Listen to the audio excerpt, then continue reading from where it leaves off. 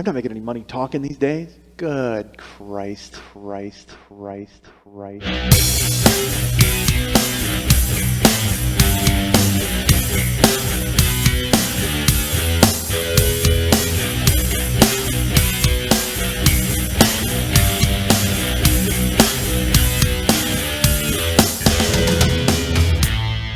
I'm a dick, folks. I'm not gonna lie to you. Still am. I guess I am a decent guy because I'm a fucking jerk, and I'm not a jerk. Apparently, I'm a dick. I'm not an awful guy, but I've done so much ridiculous stuff. I'm an awful guy. Hey, what's happening, 40-year-old boy podcast? I'm your friend Mike Schmidt. I'm the host, and by the host I mean the guy who talks into the microphone. There's actually a real host here. I have a guy in a tuxedo passing out mints. That's how he does it. Because I needed to hire a guy. Because you know what, it was too much to bear to be the host and the entertainment. So I needed to get somebody who could come here and fluff my pillow and turn down service. And then I can sit here and lay down in my bed with my comforter pulled up to my chin and have some celestial seasonings and then talk to you people and let you know exactly what I'm feeling and let you know what's coming out of me. And I'll say this, last week, our friend Lily bunched up. She's the producer. We all know her. She was on the road. She was there was a different kind of recording time, and then she had to go to Vegas, and then she edited it from the road. And let's give you some window into me, folks. Let's give you some insight into me. I micromanage the shit out of this fucking show. I mean, I throttle it like a guy with an unwanted baby. That's probably not the best imagery I could ever use, but I choke the life out of everything. And so she was on the road last week, and I'm trying to be friendly and nice. I'm like, hey, you're going to edit this, right? Because I'm incapable, and God knows there's at least 10 people in America and abroad who want to hear me this week. She's like, look, I'll take care of it. Just leave me alone. And she, slugs some booze and then drives off. So then I listened back to the show last week, and the sound quality's different. Like the actual, because she's been... What do you call it? Like, how do you equalize me, or what's it called? Normalize me. I've been normalized at a different rate for the past 10 weeks or so, and I've been. What have I been doing? You've been encoded at a different rate. Hold on. What have I been doing? I've encoded it at a different rate. Okay, so I've been encoded at a different rate, folks, and don't think I don't feel it right in the center of my back. I can feel the encoding creeping up on me. So last week I hear it, and I definitely hear sound quality fall off. Something happened, and I was like, oh no, my encoding is different. I knew that immediately. I was like, oh my Lord, my encoding is wrong. And then at the end of the show, the music starts. And here's a hard and fast rule I try to have, folks, with my music. I told Lily this, and I said, look, I need to be done talking by the time the vocal starts on the closing song.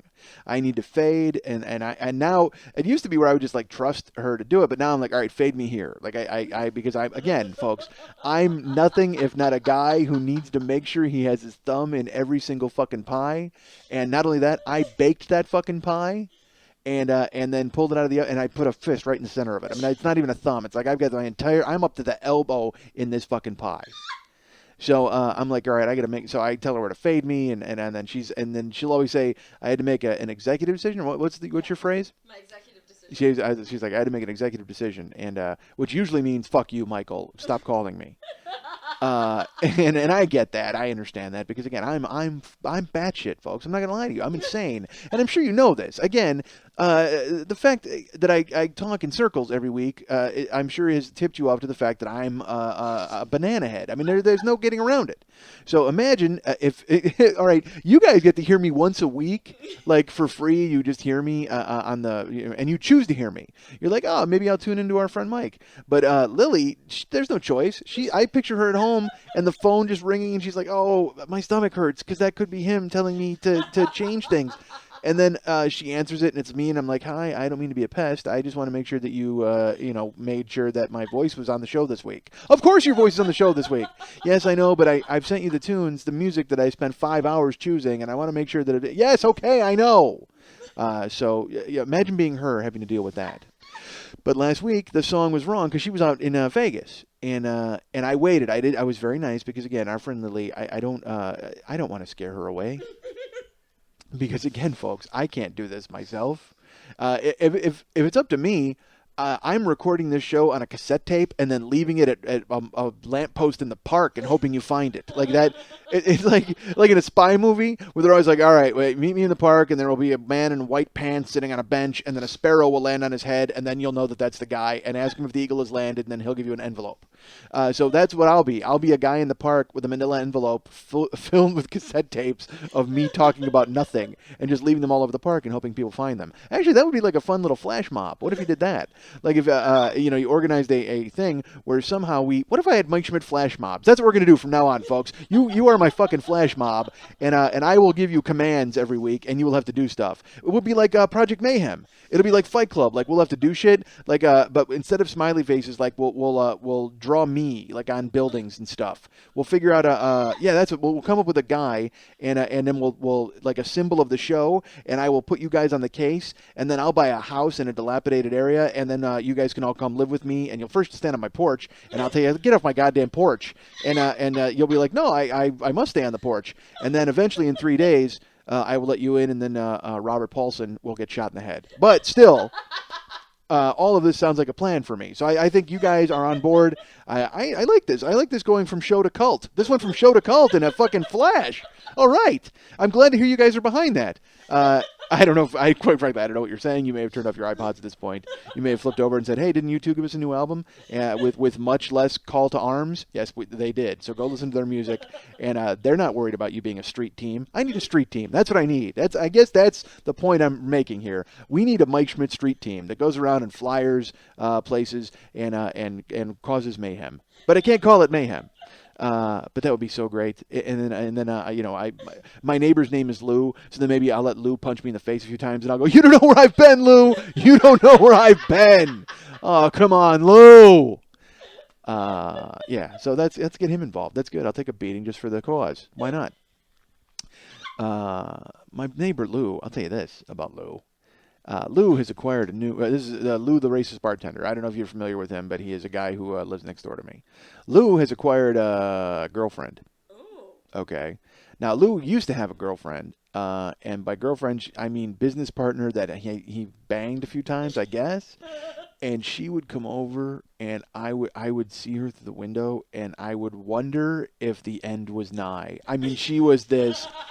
horrible, shuffling, I mean, just a monstrous woman, and just a not attractive and angry as Lou. As angry as Lou is, this woman was just as angry, and she would carry a little dog. Like she was a woman of large carriage, and with a limp. She had like a weird limp, like a crazy Renfield limp, like almost like a Mr. George's from my high school limp. It was awful. And just dragging her foot, like not even. It was the kind of limp that characters get in the movies, so you can discern them from a character who looks like them later. Does that make any sense? Like sometimes there will be a character and he'll have like a twin who's evil, but he'll have either a mustache or a limp. She had that kind of fucking limp, like the kind of limp where you were like, Jesus, that looks like a put-on limp. But at the same time, with her prodigious frame, I don't imagine that limp was faked. I think, if anything, her legs were doing their best to just support the entire thing. Her legs were like the second tower on 9/11. Just like waiting to collapse. I mean, after the tragedy, they were just, you knew that the structure had been breached, and you knew that it was just a matter of time till the whole thing came fucking down. So that's whenever she would walk, her legs were like the Twin Towers, and they were just waiting to get Muhammad Added. So she's walking with this limp, and she's carrying this dog, and she would show up, and Karen and I would cringe when she would show up, because we knew that the loudest yelling and fights were going to come from next door, because he is this ball of rage, and she's just as bad, and then the dog gets involved, and it was one of those little like yappy Chihuahua dogs that you could carry around, and he's probably just pissed because he's probably car sick from being carried by someone with a limp.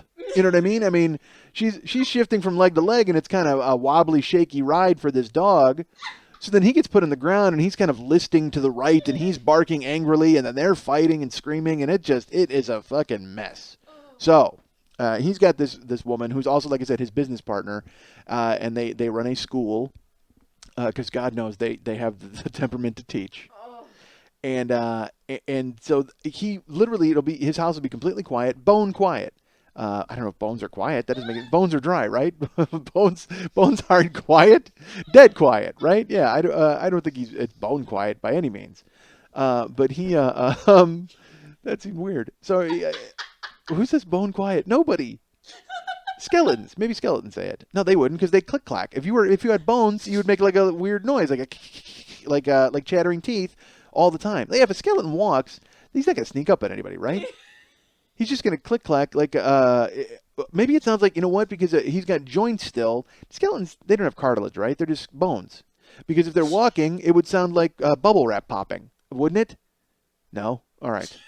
I would think it would, because or just make like a noise. All right. Anyway, we'll have to find out. We'll do some skeleton research. We'll go ahead and figure out what's happening. How the hell did I get on that? So they at the house. Oh, it's bone quiet at their house. All right. So it's so bone quiet next door. And I've covered this before. There would be a phone ringing, and he would answer it in a rage. Like, it wouldn't even be, he must have caller ID so he knows who it is. I mean, you'd hate to fucking just leap down the throat of some nun calling for a donation. Do nuns call for donations? I don't know if they do, actually.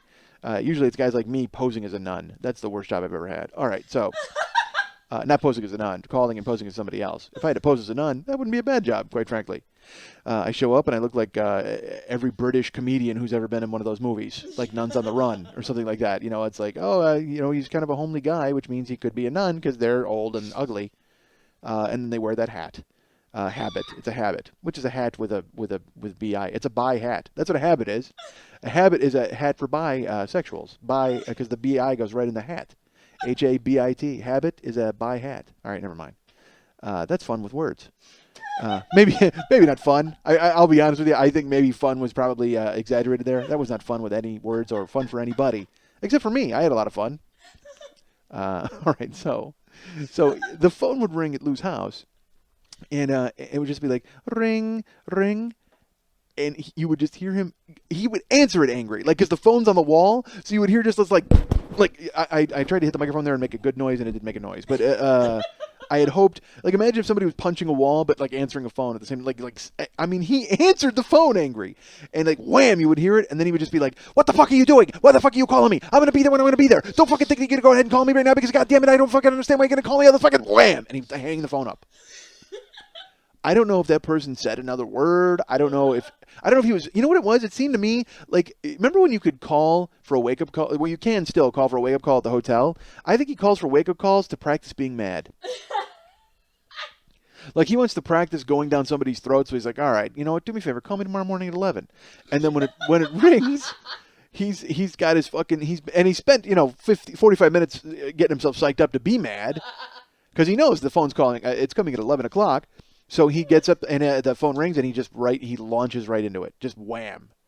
And I don't understand how anybody's that mad. Trust me, I'm a guy with fucking rage issues. I'm a guy, punching holes and shit and doing crazy nonsense and yelling and screaming and hating himself. But I don't understand being that mad for that length of time. It doesn't make sense to be furious. I mean, it makes sense to be furious. You can be furious if you want to be furious. That's fine. But just to be always furious, to be furious on the draw, it makes no sense. So that's him and his old girlfriend. All right. And he's still, I mean, as far as I know, I think they're still business partners. That's the weird part. Well, anyway, I'm getting ahead of myself. So now, also Lou has been known to bring home, Streetwalker. I mean, I guess that's not a character from Star Wars. That's what they used to call, hookers in the 1800s. I tried to be nice there and just call them streetwalkers, but eventually someone's going to think that Lou's on the Death Star trying to get laid, and that's not the case. Lou's trapped in the garbage chute with that monster, and they're trying to make sure the walls stop closing in. No, Luke is banging. Luke. Now he's Luke. Luke, the racist bartender, is someone who's he worked in the cantina. Luke, the racist bartender, worked in the cantina where the band played. Remember that band? Oh, they were great. The punchlines for the last 30 years for a million people. And then, of course, Han Solo winds up shooting Greedo. All right. Did he shoot Greedo? I don't even think he shot Greedo. I don't know. I apologize. Millions of nerds firing off angry emails to me right now. If again, this is all on the fly, folks. I'm sorry, I don't have Star Wars that locked and loaded. Maybe you know what? I'll tell you this: in the bar where Luke, the racist bartender, works, Han shot Greedo. All right. And at Comedy Film Nerds, they have their slogan is Han shot first. Like that's their deal. Han shot first, because they're down on Han. All right. So Lou has a new girlfriend. And he's, like I said, he used to bring home chicks all the time that I knew were not his girlfriend. Let's put it that way. You don't see a lot of stack heels and feather boas on girls that you're going to be dating. So, and you also don't bring home a girl with lucite heels from a date, and then you're in the house for 15 minutes and then you leave with her. That doesn't happen a lot. So I assumed that they didn't have a long-term relationship. Very, very rarely when you're dating a girl do you bring her home and then you turn the radio on loudly and then you leave the house 15 minutes later as she fixes her hair and wipes her mouth. That does not denote a long-term relationship in the making. So, and he would always, like I said, he would bring, and he was Lou the Racist Bartender, but he would bring home these minority girls, a lot of minority ladies, and the colored girls would sing doot doot doot doot doot doot doot. And he also met Candy out on the island. In Lou's house, she was everybody's darling. All right, that's a lot of words from that song. She never lost her head. All right, so, God, why? You know what? This is a sloppy show, folks. I'm not going to lie to you. This is a sloppy. I listened back to it. I'm in the middle of Vic Dunlop, which honestly, I started listening to it this afternoon at noon, and what time is it now? 5? It's 5 o'clock on Wednesday, and I left it playing at my house. I think it's still going. I think that story, this show, again, I should tighten it up probably, but I mean, then it wouldn't be this show. There would be no point if I tightened it up. If because this show is as close as you're going to get, folks, to the pure, unadulterated, not funny becoming funny, right? Jesus. Oh, this is episode 51, by the way. Episode Dick Butkus. So, it means nothing to anybody. I just wanted to bring up Dick Butkus. I love the fact that Dick Butkus was like this mean linebacker, and then he became an actor. Like, I mean, it just seems like a weird leap. Like, it doesn't seem like a weird leap now. Like, if some football player went into movies now, you'd be like, oh, okay. But it just seems like that it was weird back in the 70s, that it was okay for the guy known for bloody knuckles and snot bubbling guys all of a sudden is like a florist in a commercial. It just makes no sense.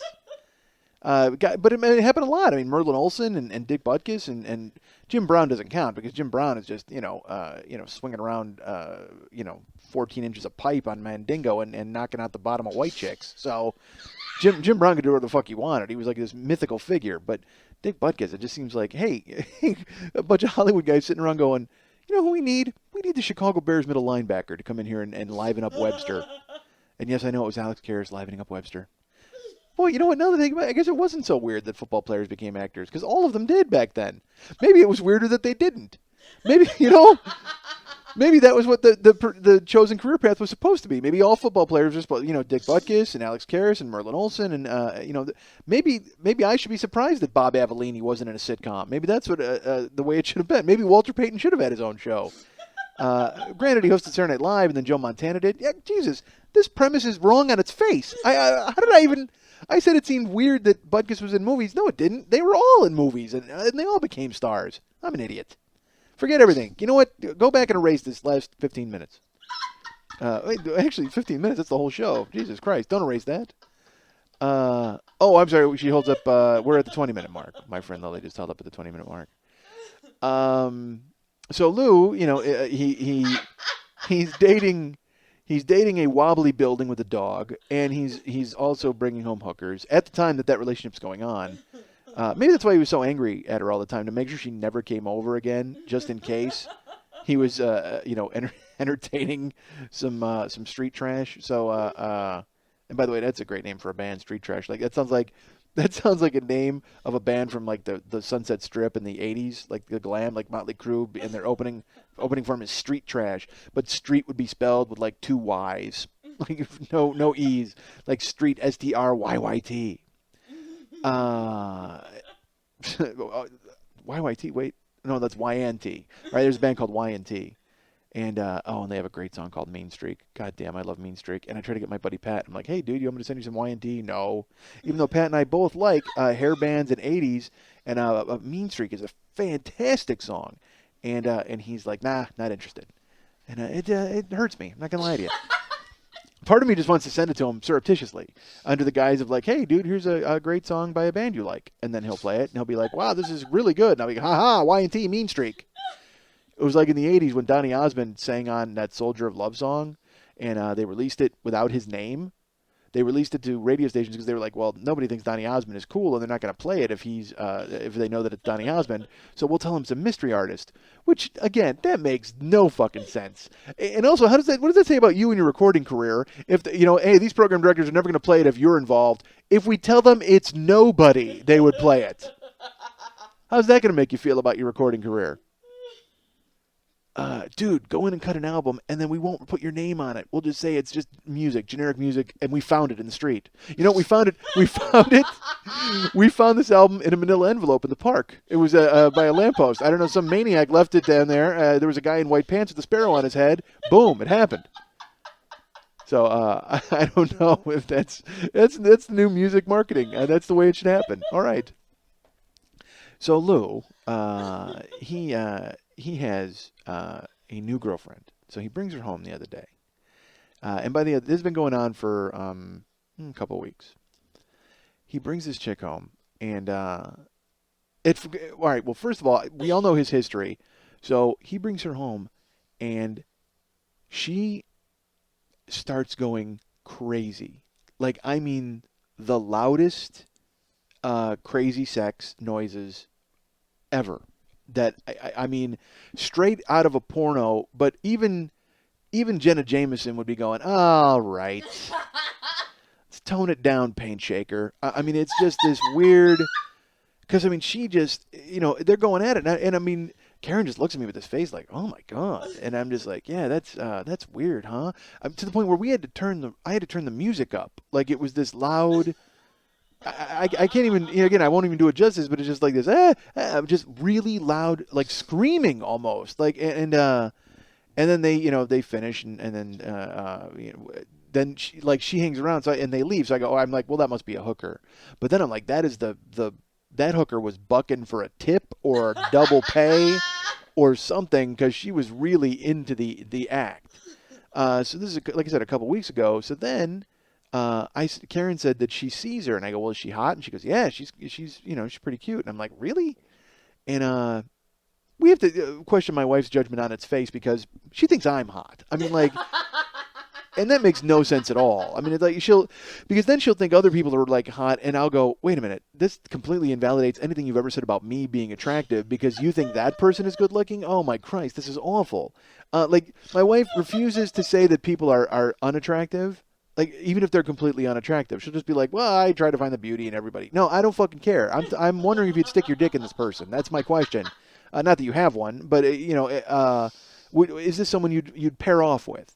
But I don't know if that's a woman thing where they can't find, or an older woman. I think my wife's just being nice, because like she'll see like a 50-year-old woman and she'll be like, oh, she's really pretty. No, she's not. I mean, she may be handsome, or she may be, she was really good looking when she was younger, and maybe now she's okay. But stop. My wife's is like, I see the beauty in everybody, and fuck all that. So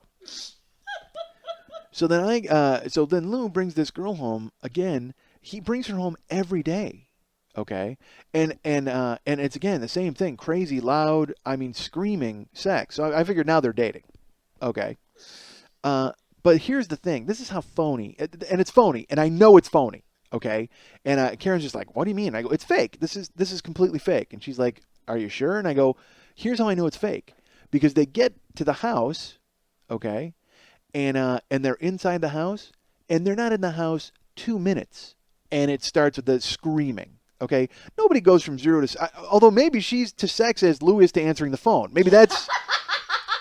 You know what? Now that I think about it, maybe for her getting laid is like Lou's anger answering the phone. Maybe she's that capable of just fucking cueing the waterworks and going bananas right from the jump, I guess. I don't know. I mean, she can go from bone quiet to slip and slide like that.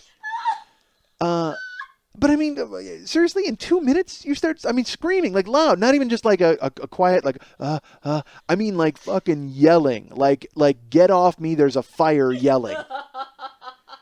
And not stopping and just crazy. And I mean, he's bringing her home for lunch, and then she'll be home. She'll come at nighttime, and she's screaming the entire fucking time. And now it's getting annoying. Now it's like, all right, are you running a game or trying to put a show on for everybody? Because he left his window open, you know what I mean, like his front window. It's like, all right, now we get it. You're getting laid now, and you're very proud of it. So this goes on for a couple of weeks. And every time they, show, and then I should tell you, I get a glimpse of her, and she's not a wobbly table like the last chick he was banging, but and she's okay. I mean, she's let's put it, she's miles better than the hookers he was bringing home. But she's got kind of thick glasses, and she's a goth chick, and she's okay. I mean, that's fine. And if you're getting laid, who the fuck cares? Honestly, I don't judge anybody. I would, would I bang this chick? Probably. And I might ask her not to, rupture my eardrum. But other than that, I mean, I'm all for showtime. But after a while, it just doesn't. It's not making you feel good. I mean, eventually, I'm too cynical to enjoy that in a sexual thing. It's like I have to know that it's kind of real or sort of even really happening. I don't stand up and beat my chest like King Kong because I made this girl scream at the top of her lungs. You know what I mean? If she wants to scream, that's great, but I don't need it. Whatever. This says more about me than it does about them. But this weekend though, I'll tell you this. This weekend, he brings her home, and they're going at it, and she's screaming, and they're doing whatever the fuck they're gonna do, and blah blah blah. And then it gets weird. Like she's screaming, and they're going at it, and then screaming, and then she starts making a weird noise, like a noise that, like, and then I look at Karen and I go, she's sobbing. And she's like, because she's screaming like, and then she's like, oh, oh, oh, and I'm like, okay, did he punch her? What the hell just happened next door? I don't know. And again, you want to go knock and say, hey, is everything all right in there? But you don't, because they've been, filming oral exams for the past 3 weeks. So I don't know. This could just be part of the circus. I got no idea what's happening. But she's just like making this. Now she's like, it's this shuddering noise. Now it sounds like I need to call SVU. I mean, like this weird. And because I can just picture her. Honestly, it was the kind of noise someone would make if they were hugging their knees, rocking back and forth. That's the kind of noise it was. And I'm listening to it, and I looked at Karen, and then Lou, you can hear him. He's like, hey. He's like, hey, you all right? You all right? And she goes, and she tries to talk, and she's like, oh. She's doing this Mary Tyler Moore noise. And then she's like, she goes, oh, oh. And she says, I always cry after I orgasm. And, which definitely sealed the deal on phony for me, because for 2 weeks I haven't heard this fucking noise show up once. But now it showed up, and now it's this weird, like, it. You know what it sounded like? It sounded like, you ever go to when you were a little kid and they had a Halloween party and they'd turn the lights out and you'd walk through and put your hands in the grapes and they'd tell you it was eyeballs, and then you put your hands in the spaghetti and they'd tell you it was brains, but they'd have that bad generic ghost tape on. Ooh, ooh. That's what she sounded like. She sounded like a ghost that had just, I guess, gotten raped. I don't know what it was.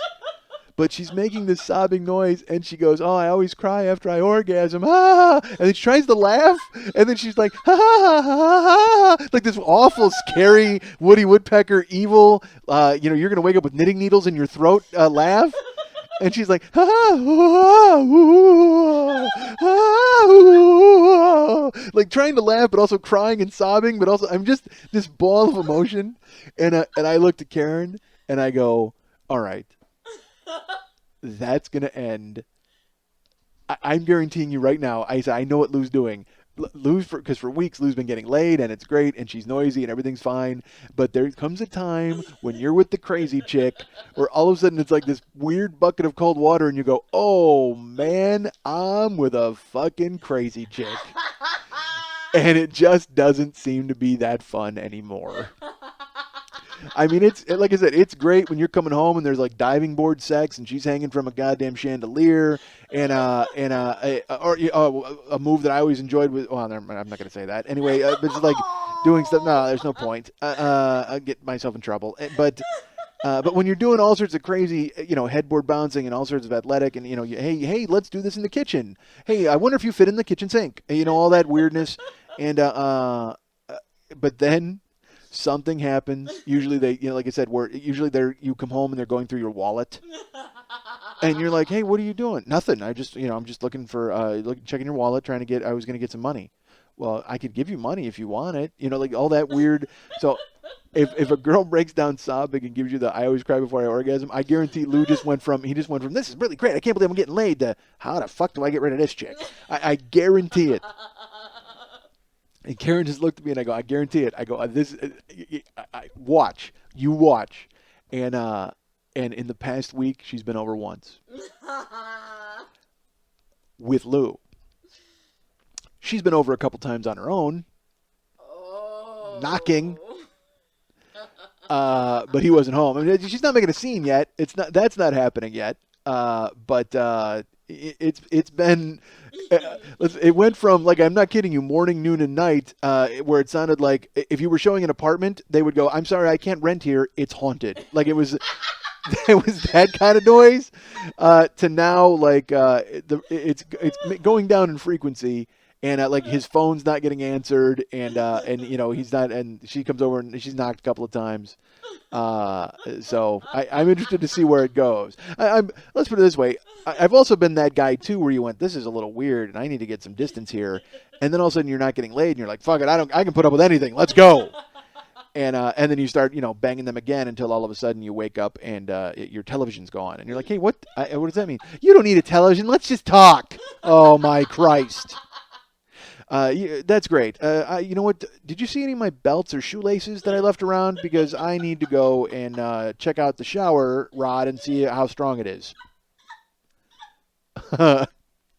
and so that, I mean, that's just, we'll see what happens. But I tell you this too, because I'm here in Lily's house, Lily Bunched Up, and Lily's a yeller. Let me tell you that about Lily. Like, we'll be here, and we're downstairs, and someone will be upstairs that she needs to communicate with, and she will yell. Like, she doesn't go upstairs. Like, it's 8 stairs. Oh, my God, walk up 8 stairs, please, and talk to somebody. Instead, she screams from her chair, and she'll just, this loud, "What's going on out there?" I mean, it just becomes shrill, and it's, oh my Christ. And I sit here, and I don't know what it is. I'm not good with with loud yelling and noises, particularly in a lady voice. And so I said to her, I go, "Lily, why are you yelling? Please don't yell. Just literally, it's 8 steps. Walk up 8 steps, or I'll go. Do you need me to go for you? I'll do it." And she goes, "Boy, you're lucky. You'll never fuck me." That was what she said. That was her comeback to me asking her not to yell. "You're lucky you'll never fuck me." And I part of me, I think she meant that she's loud in the sack, but part of me thinks that, like, I'd be banging her and she'd be yelling, "What's going on upstairs?" Like she'd constantly be yelling to whoever was upstairs or in another room, trying to figure out what's going on while I was not taking care of business. But I loved that was the first place she went when I was like, "Please don't yell. You're lucky you'll never fuck me." Okay. I guess if that's what you want to say. I mean, certainly that's your loss, but other than that, I just, just crazy. I don't. "You're lucky you'll never fuck me." Yeah, okay. I'm glad you pointed that out. Yeah, okay, but I listen. Oh, it's funny, and that brings up. I listened to Lily on I didn't tell you this. I listened to the Paul Goebel show. Oh, did you? Lily was on the Paul Goebel. It was Paul Goebel and my friend Paul Goebel and Jim Bruce. And they did the podcast. It was, and if you can still get it, episode 129. I couldn't get it. I couldn't download it for the longest time for some reason. It's funny. I get all of Paul's shows because I subscribe to a show, but for some reason it wouldn't come through. And then I would actually, then you got to fuck with iTunes. Then it's like you got to unsubscribe and then resubscribe and hope that it downloads. And you got to have a password, and then I got to knock twice. I mean, I don't know what the hell happens. It was like getting into a speakeasy in the 20s to get this fucking show on my computer. So I wrote Paul. And he wrote me back. He's like, well, I'll email it to you, and then you can listen to it. So he sent it to me, and I listened to it. And it was very funny, and Paul and Jim were great, and Lily was fantastic on there because Lily's very funny, and honestly, it's all of our losses that I don't give her a microphone. Exactly. I don't need one. Yeah, exactly. And believe me, you folks are lucky you'll never fuck her. Although, quite frankly, I don't know if you won't. I mean, I don't know what the odds are on that these days. All I know is I've got a rabbit's foot that tells me I won't. So, but I listened to the show, and it was enjoyable, and it was fun, and they were all great and funny. And also, I must tell you that I listened to it, and I hated it. I hated listening to the show because hearing Lily laugh and enjoy herself with other people, I'm not gonna lie to you, it made me like weird jealous. Like, I don't, and again, this show is, I try to be as honest as possible on this show and whatever, and I love, and everybody's my friend, and they're all my friends, but I sat there listening to it, and I'm just like, and again, it's that same thing where if my wife thinks I'm hot, but then she thinks some old man in the park is hot, I hear Lily on the show with them laughing uproariously and just dying, and then I go, does she really think I'm funny? Or because we've covered before, she thinks it's her job to laugh, and I understand that. That's what she feels is her gig. But then she went on that show, and it's not her job to laugh on that show, and she's laughing. She's laughing like someone who doesn't know anything about comedy, seeing There's Something About Mary for the first time. I mean, like, she's absolutely Arsenio Hall somersaulting. I mean, jumping around and screaming. I mean, and having an amazing time. And part of me was like, oh, that's cool that Lily gets to do that show. And then part of me is like, oh, why is that? She's mine. Why is that happening? I don't know why that's happening. And I listened to it, and then at the end, Paul used the song "Pictures of Lily" from The Who, which has been a song that I always knew I had in my back pocket. I was like, well, I always got that to use at some point for the closing song. Once we have an episode that's really Lily-centric, because there was one episode where I talked about, it was when whatever, it's like episode 29, 40, who fucking cares?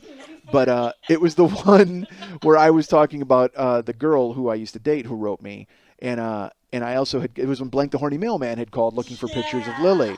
And so it came down to two songs that week. It came down to When You Close Your Eyes, Do You Dream About Me, or Pictures of Lily by The Who. And I went with When You Close Your Eyes by Night Ranger because it fit the theme for me of the girl who had tried to get a hold of me. And I was like, oh, when you close your eye, whatever. And I actually received emails from people going, dude, why didn't you use Pictures of Lily by The Who as the music? It seems like it just made sense. And it was in the running. It was one of the final two. But in my head, I went, you know what? I always have that song to use when there is an episode that really focuses on my friend Lily. And not anymore. Because Paul used it. So not only did I lose like all those laughs, they went to somebody else. I don't know what that even means. That seems weird. Like, it wasn't like all of her laughs. You know what? She saves all of her laughs for me, folks. That's how it works. But I'm being honest. I mean, it felt funky. I mean, I was like listening, and I'm like, this is a great show, but oh man, it felt like somebody else had rubbed my lamp and stolen my genie, and she was granting somebody else's wishes, and I had to watch it. Oh, it was terrible. So yeah, I'm being honest. I mean, it was great. It was a great show. Go listen to it. It's a lot of fun, and everybody has a great time, and there's a great Who song at the end of it, but. But I won't lie, man. It made me, I was sad. Oh, sure. Yeah, rub my arm. It's a good plan. Why not? I'm a pathetic man. But, because again, literally, because you get in that weird vibe of like, this is what I have, and this is my thing, right? Isn't this mine? And it's stupid to be like that. I mean, it's just, what, I own a patent on somebody laughing? That doesn't make any sense. But that's how I felt. That's how I felt. I'm not going to lie to you. That's just how it was. And this made me laugh too. I listened to the show, and again, it's very funny and it's long. I mean, it's so funny because my show is crazy long, and then when you hear somebody else's show and you see it's almost because their show was like $1:45. It was an hour and 45 minutes, but it's entertaining the whole way through. I mean, it's Lily and Paul, and they're being funny and they talk about plenty of different things, whatever. So, but here's my favorite thing: at the beginning of the show, they're talking, and a lot of it was talking about Paul and Jim and getting laid and open relationships and. Believe me, if my show creeps you out, imagine just go ahead and listen to two guys and a Lily sandwich as they both one up each other, try to swing their dicks around, going, "Hey, I'm are you kidding me? I'm unfettered. I haven't dated anybody. What do you? I don't date anyone at all. Christ, So it's funny, but and so then in the beginning of the show, Paul's talking about dating, and he's talking about trick dates. Like he's talking about when you take a date, you can take a date to like the Jimmy Kimmel show or the taping of a sitcom or something like that, and it's like a trick. Like it seems like a date, but it's not really a date because you're not really, I guess, because you're not paying or it's a good way to bring somebody out and get to know them, but it's kind of a trick. And then the show, that's in the beginning of the show in the first like 15 minutes. So the show is about an hour and 45 minutes. Show ends, it's great, it's all everything. So I'm talking to Lily about it, and I'm like, hey, I heard the show went really well, and she's like, yeah, and you know what, I've heard from Paul too, like to go to a movie or whatever and hang out. And I said, well, that's cool. And she goes, yeah, he called me and he asked me to go to the Jimmy Kimmel show. And I'm like, well, that's cool. But she told me that before I had listened to the show. Then when I listened back to the show, I want to go, don't you see? He's trying to pull the trick date on you, for Christ's sake. You sat there at his kitchen table and talked into his matchstick recorder. He told you all about the trick date. And then, no offense to my friend Paul, but how little game do you have that you then try to pull the trick date on the person you told about the trick date? And the fact that Lily didn't even see it coming. She's just like, yeah, it was pretty cool. He asked me about Jimmy Kimmel, but I couldn't go, and I was busy.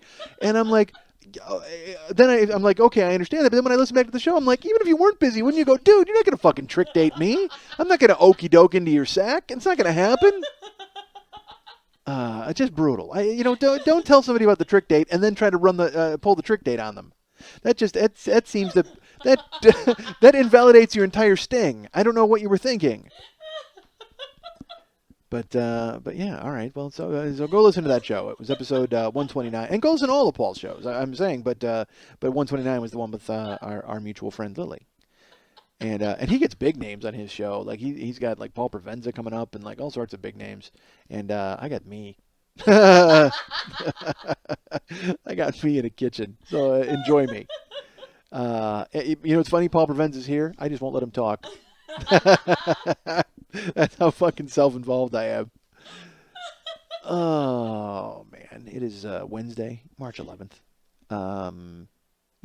Who cares? What am I on the radio? I'll tell you this. My hometown, where I grew up, Bolingbrook, Illinois. The Bolingbrook girls high school basketball team won the state title this past weekend. And, like, I hate women's basketball. I could not care less about chick hoop. But I was like, yeah, all right, go Raiders. Even though, like, again, I'm 41 years old. Like, I have no touchstone at all to my hometown. Like, I don't know anything about, they have a new school. Like, it's not even the school I went to. They built, the school I went to was big, and now it's the middle school because the place where I live is shot up in population, and now their high school is like gigantic, and it's got amazing athletic teams, and it had a shooting. You know what I mean? Like, I mean, it's like it's one of those. It's like it's on the map now. I mean, it's completely separate, and I have no touchstone to it whatsoever. But yet, when I heard that, I still follow their teams. Like their football team is like a turf field, and like it's amazing, like lights for night game. It's insane. When I was a guy, we went there. It was like they had a Saturday afternoon football game, and you went, and then it was like, let's all go to McDonald's for 4 hours and hit somebody. That was fun. But now they have it's like a palace, and it's a football factory. It's insane. But this is like the 4th year in a row they've been in the state title game, and now I'm reading they might be the best girls basketball team in the history of the state of Illinois. And again, I don't care. I don't care about women's basketball at all. I hate it, quite frankly. I'm not going to lie. I hate it. I cannot watch it. It is unwatchable to see 18 passes and a set shot. That's not for me. But when I heard about it, I was like, this is awesome. But then you read the story, like I'm reading about it, and they said that their star player is a freshman, and she's 6'1", and she's 14 years old. And I went, 14 years old. I could get arrested reading this story.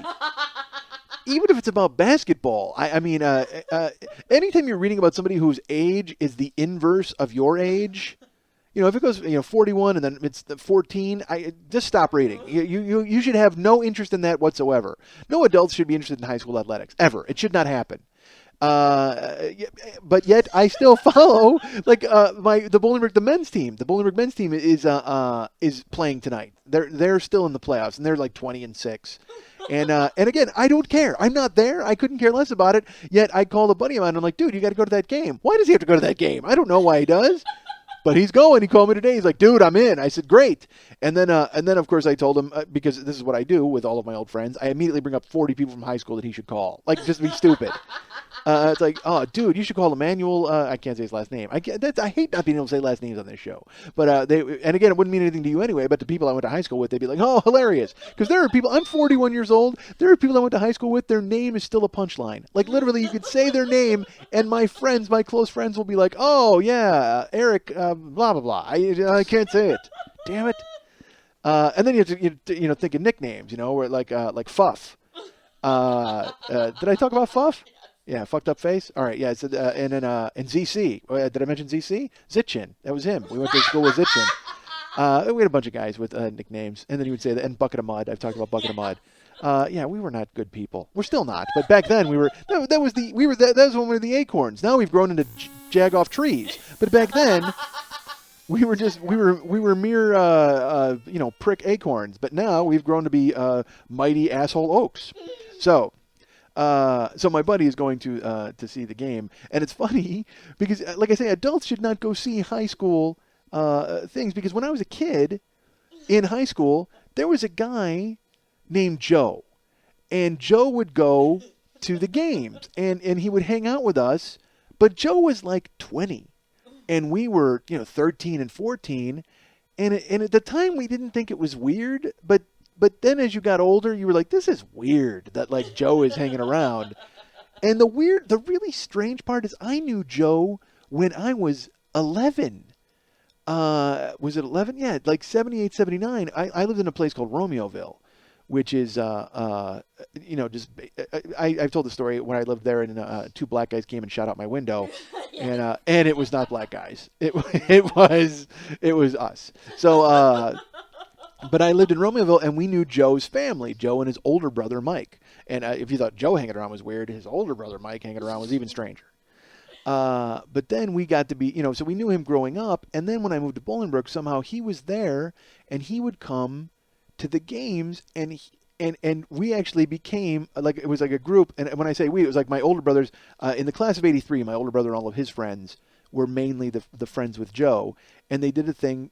Joe would come, and we were the Bolingbrook Raiders was our school, and they made themselves Joe's Rowdy Rootin' Raiders. Like, they actually became a group of fans. Like, you got the Cameron Crazies at Duke, and every school has their thing. Well, these guys, we would go to the games, and they were Joe's Rowdy Rootin' Raiders, and Joe would have a megaphone, and they would lead chants. Like, and they actually did this. Like, you see it all the time, but they did stuff that college fans did when they would announce the visiting team. And by the way, I should mention, when I was a kid, our high school basketball team sucked. I mean, they were awful.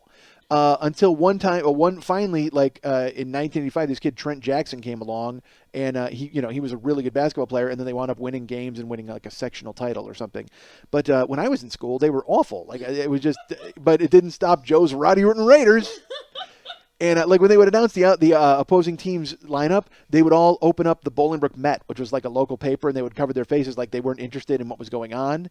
And then when they would introduce our team, they would throw all the papers in the air. It was all the shit you see at college games, but done in a high school gymnasium by a 30-year-old man and a bunch of high school kids. I mean, it was just awful. So so Joe would go to the games, and he would hang out at the basketball games and the football games. And he didn't even, like, I don't even know if Joe had a job, like a regular job. I know his brother did. His older brother worked at the 7-Eleven by my house, and here's how I know. Because when the Bo Derek Playboy came out with when she was in 10, he let me look at it. because he was behind the counter. And because he was my friend and I was a good kid, I stole it. Gave it to me and I was looking at it, and then he had to go in the back and do something in the cooler, and I jammed it down my pants. Just like jammed it in there.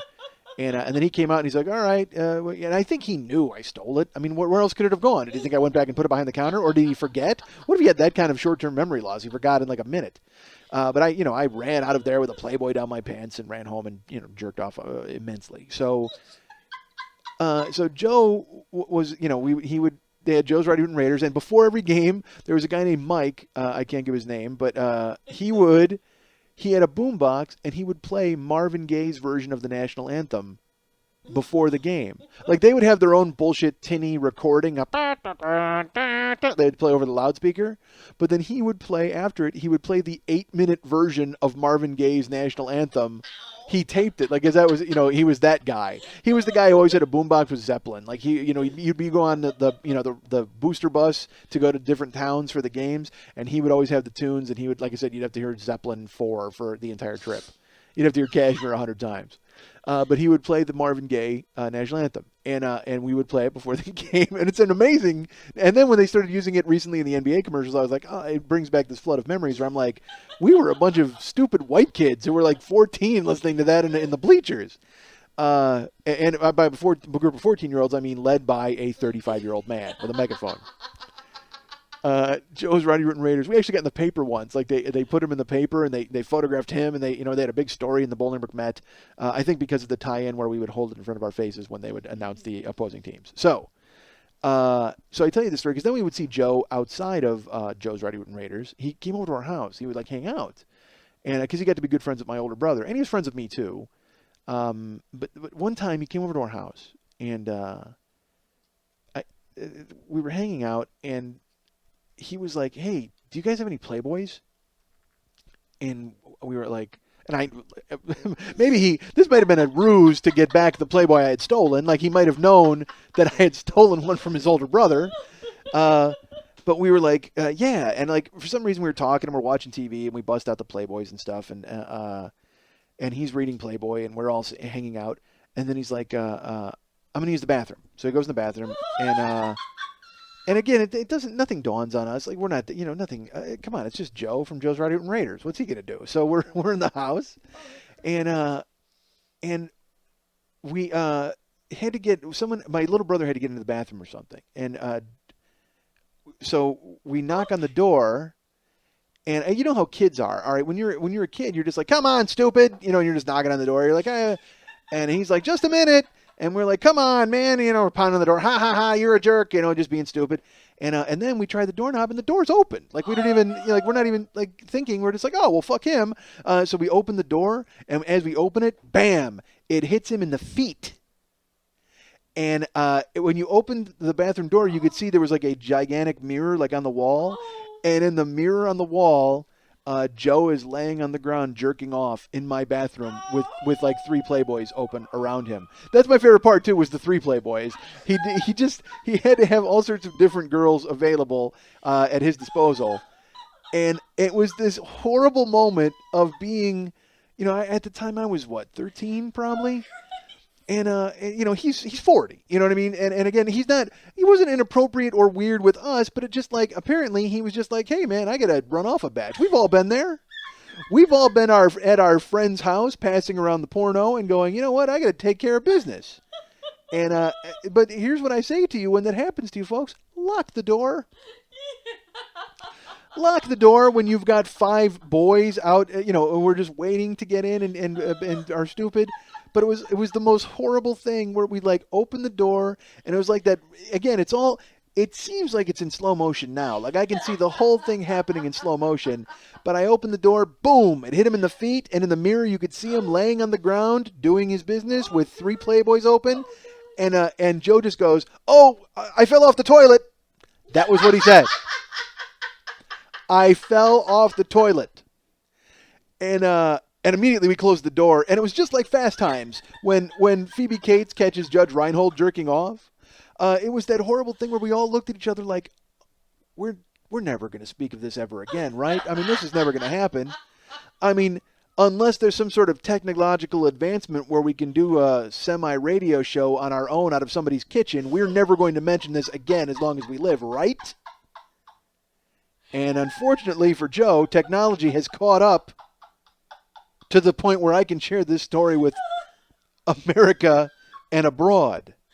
And by abroad, I don't mean Lily. I mean everyone across the pond. I mentioned this story.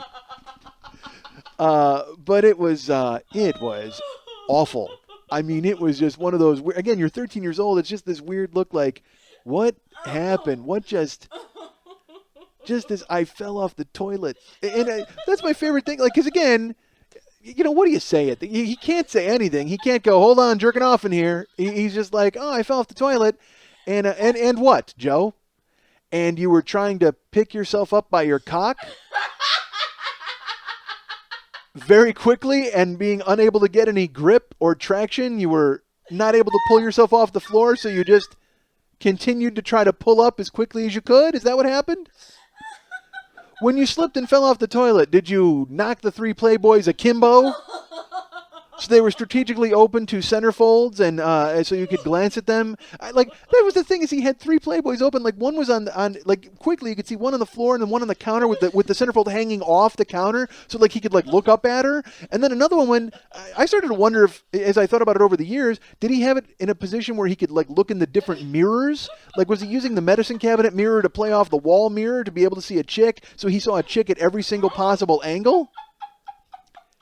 And he always wore this weird hat, like one of those weird kind of like a Gilligan bucket hat. And I just see him now with his like scraggly beard and his crazy bucket hat, and just a handful of his Rowdy Rootin' Raider, just on my bathroom floor. I fell off the toilet. Oh, awful.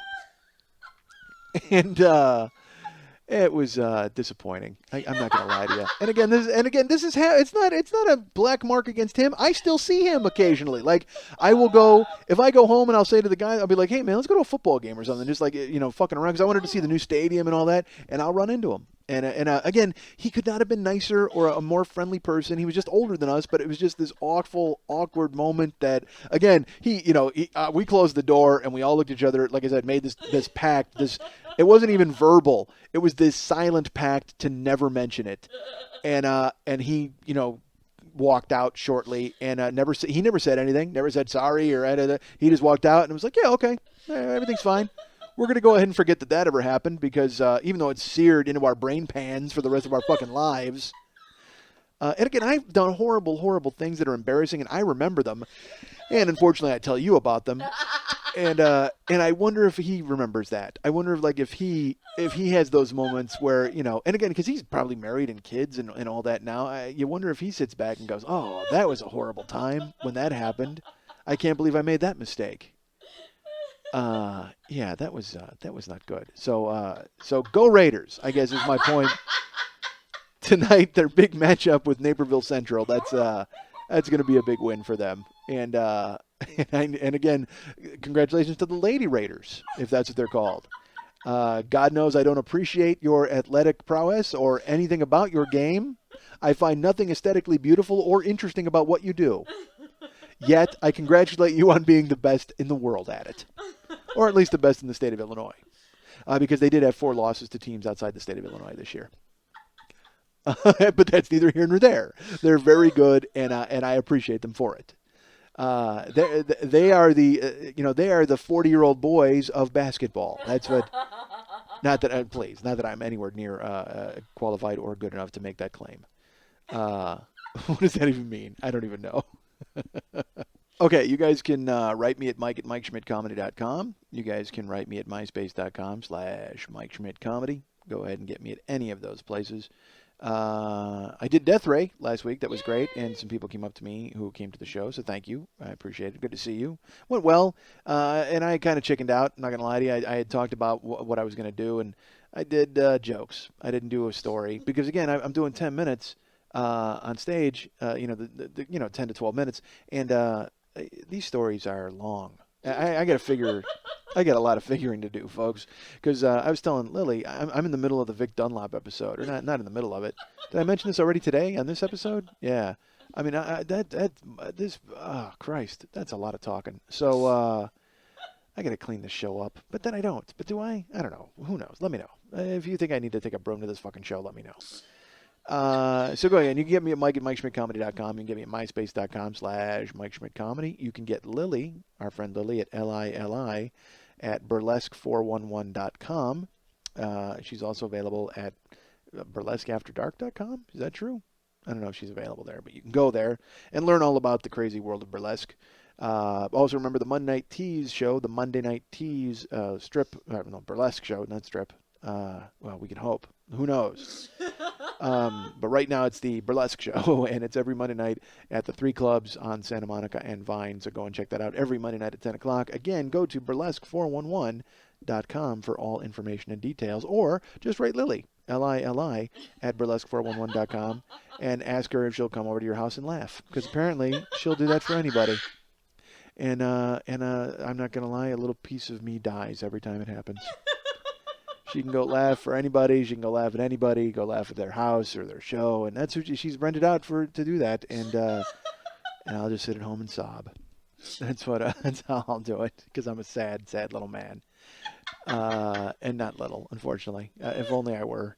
Although I hated being small. I will. And also, you know what? Go to comedyfilmnerds.com. Comedyfilmnerds.com is there with all of their articles and fun and things for sale. And go buy Lord Corrett's CD and go buy Doug Benson's CD and go buy somebody else's CD. I'm sure it's available there. And go read all of the articles. They're all great. I don't know if I'm going to have anything new this weekend. I wrote a Watchmen article last week. It was a column about Watchmen. It was not a review. I did not review Watchmen. Here's what I was going to do. I was actually... I wanted to review it, but they sent out an email saying, hey, we got Watchmen covered. Who wants to see The Pony? Like it was some other fucking movie. And guess who did not want to see The Pony? Me.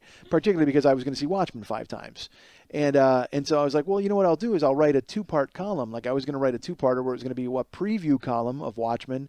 And then I was going to come home that night and write how I felt about the movie. And since they already had somebody reviewing it, I decided not to write the second part because the first part was a fucking 1,000 words. There was no point in doing it. But go read it. Go to Comedy Film Nerds and read my Watchmen column. That'd be great. And I will tell you that I did see Watchmen. I went to see it, and it was awesome. I'm not going to lie to you. I fucking loved it because I love Watchmen. I don't know if people who don't know what Watchmen is know what's happening on screen. I mean, I'm interested to hear what people who don't know anything about Watchmen, who went and saw the film, how they feel about it. Because I went to the midnight screening and I was all excited, and let's put it this way, I was very excited until 5 minutes in. I had to shush a Rorschach behind me. That wasn't fun. I had to turn around and go, hey, guys. Seriously, 2 guys, literally, one dressed as Rorschach, one dressed as Night Owl, talking behind me. It's like, fellas, if anyone's supposed to enjoy this film, it's you guys. Can we stop talking about work? I would imagine that you guys had put your job out of your minds the second you decided to put on Night Owl and Rorschach costumes. So let's go ahead and escape into this 3-hour movie that you guys so desperately want to be a part of, that you've gone ahead and worn a trench coat and a cape to a goddamn movie theater. And the guy who dressed as Rorschach, there were several Rorschachs there that night, but the one who was behind me kept his Rorschach mask on during the movie. Watched the movie through the Rorschach mask. I don't know if if it was all part of the experience for him, or he just thought he was Rorschach. I don't know what the fuck was going on. But I really liked the movie, and it's so funny. People are bitching about the changes, and that I don't think. I mean, yes, he changed some of it, but when you look at what he kept in, I don't think you can really bitch this guy. He made a 3-hour movie with as much of the graphic novel as he possibly could. I thought he did a great job. I mean, granted, I probably wouldn't have cast the worst actress in the world to be Silk Spectre, or to be Silk Spectre. Was that who she was? I always get mixed up. But boy, was she grim. I mean, there's this scene. There's a sex scene in that movie where they play Leonard Cohen's Hallelujah over it, and that's like two superheroes fucking in a spaceship, and they're playing this song, and the whole time I was thinking about my neighbor and his crazy like yelling sex, and how I need to buy the soundtrack just so when they start fucking, I can play that song when they're fucking next door. If that picks up, if that continues again after the she might still be crying for all I fucking know. I have no clue. But yeah, that was not good. So I think I'm gonna actually have to buy that soundtrack and go ahead and play that just so every time they wind up banging next door, I can play that song and think about the two of them floating in a spaceship, and then him getting a transmission over the radio and him angrily picking up the radio. What are you talking about? I'm fucking right here. I can't go ahead and do this. No. Who do you think you are calling me like this? I'm just going. Hey, I'm fucking right now. I can't possibly go ahead and address this. No. Go ahead.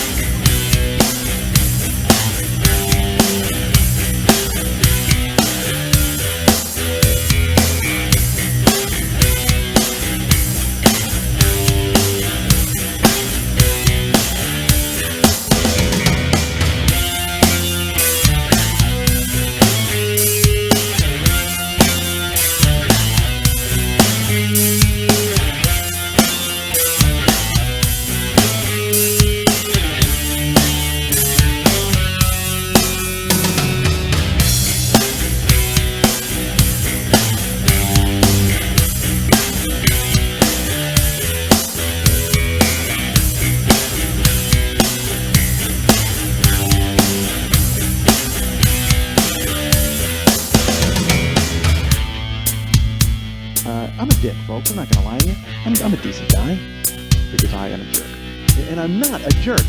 Man, I'm an awful guy. I'm not an awful guy. I am not a good guy, but I don't think I'm a bad person overall. So, and go ahead and by all means judge that. I'm kind of a jagoff. I got no future. What am I talking about? But I am a jagoff, and I'm not a jerk. I'm a nice guy. It's just I guess I have jerky tendencies. I've done so much ridiculous stuff, and then I wonder afterwards. I'm like, man, how come I don't hang out with anybody? Here's why: because you're a dick.